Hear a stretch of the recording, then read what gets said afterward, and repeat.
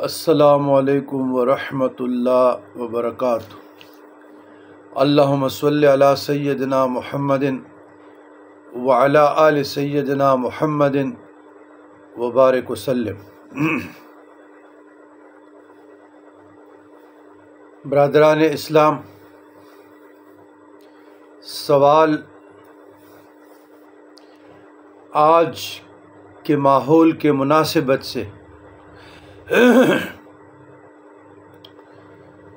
کہ جب ہم عمرہ، حج، عبادت، راشن، زکوٰۃ جو بھی دے رہے ہیں تو ہم موبائل رکھ کر سیلفیاں لے لیں، پھر سوشل میڈیا پہ اپلوڈ کر رہے ہیں۔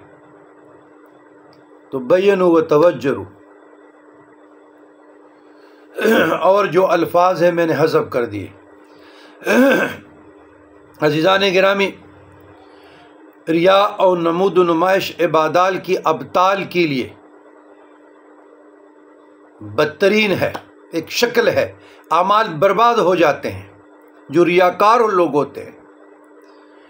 اور میری یہ رائے کہ یہ آج کل موبائلی مسلمان ہے۔ نماز پڑھتے ہیں، میرا ویڈیو بناؤ، میرا تصویر بناؤ۔ قبرستان جاتے ہیں، میرا تصویر بناؤ۔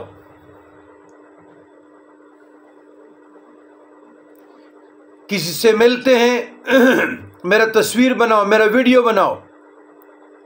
کسی سے ملاقات کرتے ہیں، ہاتھ دیتے ہیں، جی میری تصویر بناؤ۔ میں سارے لوگوں کی بات نہیں کر رہا، جو ریاکار ہے، نمود و نمائش کے شکار ہے اور معاشرے میں زہر پھیلا رہے ہیں، فتنہ پھیلا رہے ہیں، فساد پھیلا رہے ہیں، لوگوں کی ذہنوں کو میں انتشار ڈال رہے ہیں، معاشرے کو برباد کر رہے ہیں، تباہ کر رہے ہیں، میں ان کی بات کر رہا ہوں۔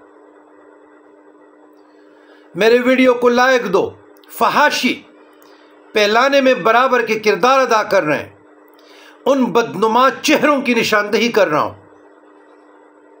غریبوں کی مدد کر رہی ہیں، میرے امت کی مائیں بیٹیاں، امت سے مراد امت محمدی، جس میں میں بھی ہوں، جس میں آپ بھی ہیں، جس میں وہ بھی ہیں، اللہ کی مخلوق، رسول اللہ کی امتی صلی اللہ علیہ وسلم۔ میری مائیں، میری بیٹیاں قطاروں میں کھڑی، ان کے پکچرز، ان کے ویڈیو بن رہے ہیں، ایک طلب پکڑا کر ان پہ احسان کر رہے ہیں۔ کیمرے کے سامنے میرے قوم کی بیٹیاں ذلیل رسوا ہو رہی ہے، تماشا بن رہی ہیں، اور دا کمپیل میں ان کی ویڈیو اپلوڈ ہو رہی ہے۔ کسی میں ہے غیرت کا تقاضا کہ اپنے خواتین پہ کنٹرول کرے؟ کوئی ہے غیرت مند مسلمان جو اس کے دروازے بوئے کے اندر اس کو آٹے کا تیل دے؟ کوئی ہے غیرت مند مسلمان کے بغیر سیلفی کے کسی کی خدمت کرے؟ کوئی ہے غیرت مند مسلمان کہ یتیم بچوں کے سر پہ دست شفقت رکھے بغیر کسی لالچ کے؟ کوئی ہے غیرت مند مسلمان کی کسی بیوہ کے ہاتھ پہ سر رکھے، دست شفقت رکھے، بغیر خرچ کے، بغیر ریا کے، بغیر نمود و نمائش کے، بغیر نفسانی خواہشات کے؟ تلاوت ہو رہی ہے، ویڈیو، تقریر ہو رہی ہے، ویڈیو، خطابت ہو رہی ہے، ویڈیو، غریبوں، بے کسوں، یتیموں، بے سہارا، مسکینوں، یتیموں کو ایک طلب پکڑا کر اس کی عزتوں کو نیلام کر رہے ہیں۔ خدمت، یہ عزت نیلام ہے اور کیا ہے؟ آپ ان کی خودی کے ساتھ کھیل رہے ہیں، آپ ان کی خودداری کے ساتھ کھیل رہے ہیں۔ کوئی یہاں پہ مالا مال ہوتا آپ کے در پہ آتا، اس گرمی میں قطار میں کھڑا ہوتا، آپ سے بھیک مانگتا۔ یہی میرے قوم کے لوگوں کا حال ہے، میری نیشن کے لوگوں کا حال ہے۔ یہ موبائلی مسلمان ہے، یہ اس معاشرے کا تصویر ہے، ایک جھلک ہے۔ مولانا، آپ تراویح میں تلاوت کرنے سے بخشے نہیں جائیں گے۔ ممبر پر بیٹھ کر گرجدار آوازوں سے تلاوت، لوگوں کو مانوس تقریروں سے نہیں بچیں گے۔ اے خانقاہ نشین، خانقاہ میں رہ کر ہدیوں کی جھولیاں بھر کر ایک میلاد 11ویں شریف کے نام پر محفل کر کر خدا کی قسم آپ نہیں بچ سکتے. یہ خانقاہیں، یہ مساجد یرغمال ہو چکی ہے. مولانا عبید اللہ سندھی رحم اللہ جو امام انقلاب گزرے ہیں، وہ کہتے اے ملا، تیری گرجدار آوازوں کو کیا پتا کہ ایک غریب ایک لقمے کے لیے ہر لمحے قیامت سے گزرتا ہے.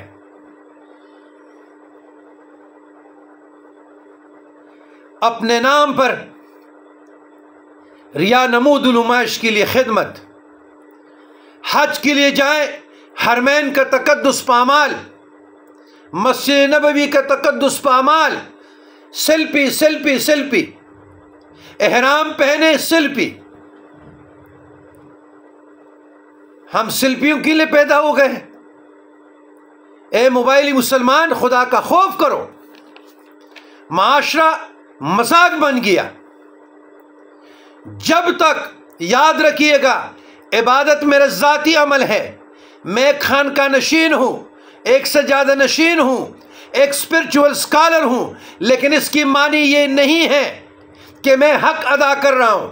مجھ سے معاملات کے بارے میں پوچھا جائے گا. اسلام معاملات کا نام ہے، اسلام اخلاقیات کا نام ہے. کہ میں نے 1000 تسبیح لے لی اور 24 گھنٹے آنکھیں بند کر ہزاروں کی تعداد میں پڑھ رہا ہوں اور کھڑکی سے باہر جھانک کر نہیں دیکھا کہ میرے اہل محلہ میں، میرے معاشرہ میں کیا ہو رہا ہے. جو ایک مسند نشین، ایک مفتی، ایک عالم، ایک العلماء ورثۃ الانبیاء، انبیاء کے وارثین کا اس کا کردار صرف یہ نہیں ہے. اسلام سلامتی کا دین ہے، لیکن اس کے پلر عبادات، اخلاقیات، معاملات، اعتقادات، سوشل ورک، اقتصادی نظام کے لیے کوشش کرنا. یہ اقتصادی نظام ہے کہ جب ہمارے اہل محلہ میں ایک امام مسجد کو برائی نظر آئے، ایک محلے میں برائی نظر آئے، تو یاد رکھیے گا آپ کے 11ویں شریف پہ، آپ کے میلاد پہ زرجار اور گرجدار آوازوں سے آپ نہیں بخشے جائیں گے جب تک اس برائی کو آپ نہ روکیں. اسلام نے معاملات پہ زور دیا ہے. ہمارے مسلمان زوال پذیر کیوں ہیں؟ معاملات کمزور ہیں. مسلمان معاملے میں کمزور ہے. اور مجھے اتنا افسوس ہو رہا ہے، ایک معاملے میں نے بڑے سیادت نوازوں سے اپروچ کیا، میرے ویڈیو وہاں سے ریموو کر دی گئی، حالانکہ اس علاقوں میں میرا اثر رسوخ ہے. الحمدللہ مجھے کسی کی مدد کی کوئی ضرورت نہیں، میرے ساتھ اللہ اور اللہ کے رسول ہے. لیکن ان لوگوں کی بات بتا رہا ہوں کہ آپ میرے اہل بیت کا نام لے رہے ہیں. جہاں اہل بیت کی ایک بیٹی ڈیٹریک ہو گئی، گمراہ ہو گئی، آپ لوگوں نے ہاتھ کھڑے کر دیے. یہ مسلمانی ہے، یہ مومنین ہے، یہ آزاداری ہے. پھر کہتے ہیں کہ جی یہ الزام ہے، یہ بہتان ہے. اور بابا کیسے بہتان؟ بہتان الزام وہ جو آپ بے جا کسی مسلمان پہ، ایک متقی پاکیزہ وجود پہ بغیر کسی دلیل ثبوت کے الزام لگا دے اور معاشرے میں تماشا بنا دے. ایک طرف سے تو آپ اہل بیت عظام، دوسری طرف سے آپ صحابہ کرام کے نام، تیسری طریقے سے تو آپ اسلام کے نام کہ ہم دین کے ٹھیکیدار ہیں. لیکن جب اس قسم کے معاملات آ جاتے ہیں تو آپ آنکھیں بند کر لیتے ہیں، چشم پوشی کر لیتے ہیں. یہ مسلمانی ہے، موبائلی مسلمان. تو خدا را اپنے معاملات ٹھیک کرو. اپنے قوم کی بچیاں میرے رسول اللہ صلی اللہ علیہ وسلم کی امتی اور اللہ کی مخلوق کلمہ گو اور بغیر کلمہ گو کے تمام انسانیت، چاہے پاکستان میں اقلیتی برادری رہتے ہیں، کسی کا عزت نفس مجروح نہ کریں. مدد کرنی ہے تو بغیر سیلفی کی بھی کر سکتے ہیں، بغیر موبائل کی بھی کر سکتے ہیں، بغیر ویڈیو کی بھی کر سکتے ہیں. ہاں، شعور کے لیے کرنا ہے کہ لوگوں کو ایجوکیٹ کروں، لوگوں کو شعور دوں. اس کے لیے اور بھی طریقے موجود ہیں. اس کا طریقہ یہ ہے کہ کچھ بیگ کے، کچھ مردوں کے، کچھ بچوں کے، جس میں خواتین نہ ہوں، جس میں مائیں میری بہنیں نہ ہوں، پردہ دار خواتین نہ ہوں، اس کا ایک ویڈیو اپلوڈ کیا جائے اور اس کے نیچے خواتین و حضرات لکھیں، ماں بہنوں کو تذکرہ کرے کہ غرباء کی امت کے غرباء، یتامہ، مساکین کے لیے ہمارے پاس یہ فنڈ ہے، یہ ہمارا انسٹیٹیوٹ ہے، یا ہم ویسے کر رہے ہیں.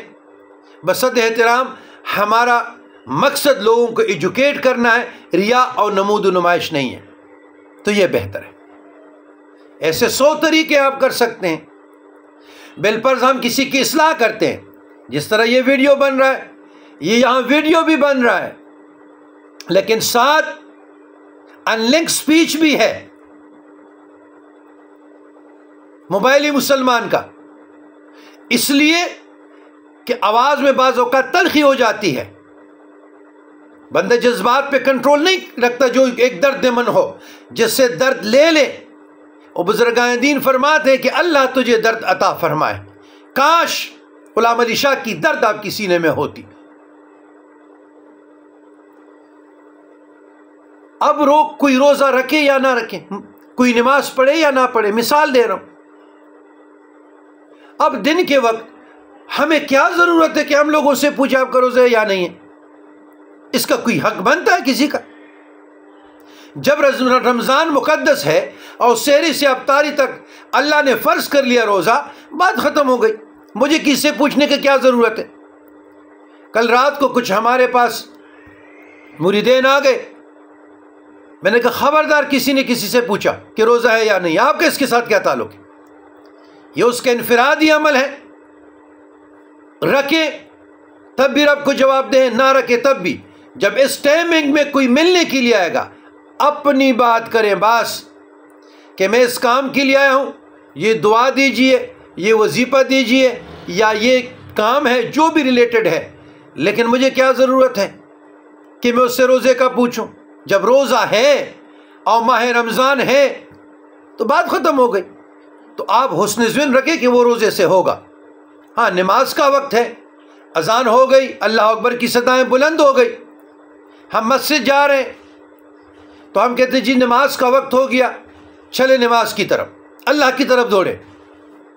دیکھیں یہ حکمت ہے، یہ تدبر ہے.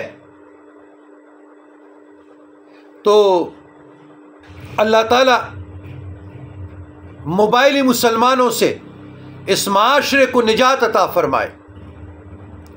اللہ ہمیں اعمال صالحہ کی توفیق عطا فرمائے. مخلوق کی بے لوث